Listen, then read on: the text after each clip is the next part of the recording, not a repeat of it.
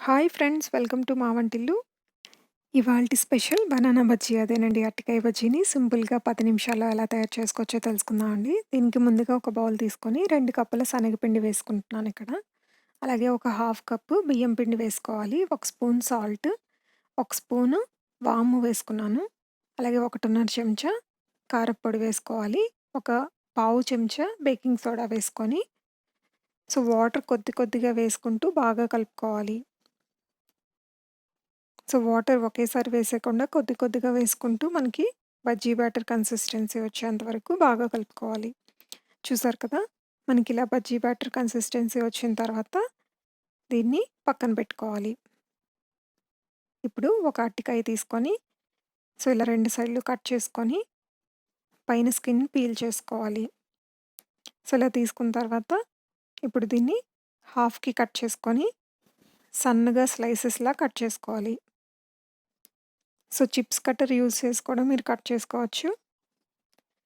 ఇలా సన్నగా కట్ చేసుకొని పక్కన పెట్టుకోవాలి. సో, ఈ సన్నగా కట్ చేసుకున్నవి ఇప్పుడు ఈ బజ్జీ బ్యాటర్‌లో బాగా ముంచుకొని, డిప్ చేసుకొని, బాగా కోట్ అయ్యే విధంగా చేసుకొని, ఇప్పుడు ఆయిల్‌లో ఫ్రై చేసుకోవాలి. అన్ని బజ్జీలు ఇలా బాగా కోట్ చేసుకొని ఆయిల్‌లో వేసుకోవాలి.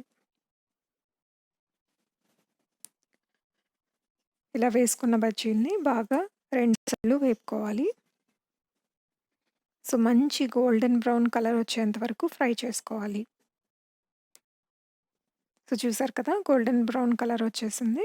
ఇప్పుడు ఒక ప్లేట్‌లోకి తీసేసుకుందాం.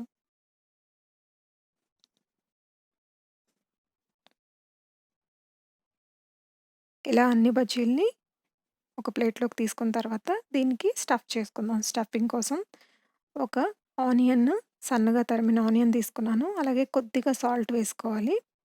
కొద్దిగా కారం, అలాగే నిమ్మరసం వేసుకొని వీటిని బాగా కలుపుకోవాలి.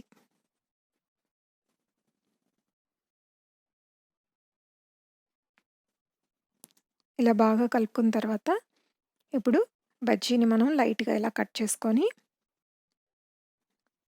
ఆ కలుపుకున్న ఆనియన్ స్టఫింగ్‌ని పెట్టుకోవాలి. ఇలాగే మొత్తం అన్ని బజ్జీలకి చేసేసుకోవాలి.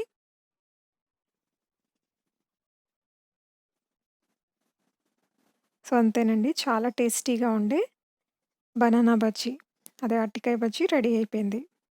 చూసారు కదా! చాలా సింపుల్‌గా 10 మినిట్స్‌లో చేసుకోవచ్చండి ఈ స్నాక్. మీకు ఈ వీడియో, ఈ రెసిపీ నచ్చినట్టయితే తప్పకుండా లైక్ అండ్ షేర్ చేయండి. అండ్ ఫైనల్‌గా కొద్దిగా స్ప్రింగ్ ఆనియన్‌తో గార్నిష్ చేసుకుంటే మన అరటికాయ బజ్జీ రెడీ అయిపోయినట్టే. చాలా సింపుల్ రెసిపీ కదండీ! తప్పకుండా మీరు కూడా ట్రై చేయండి. అలాగే లైక్ అండ్ షేర్ చేయండి. Thanks for watching.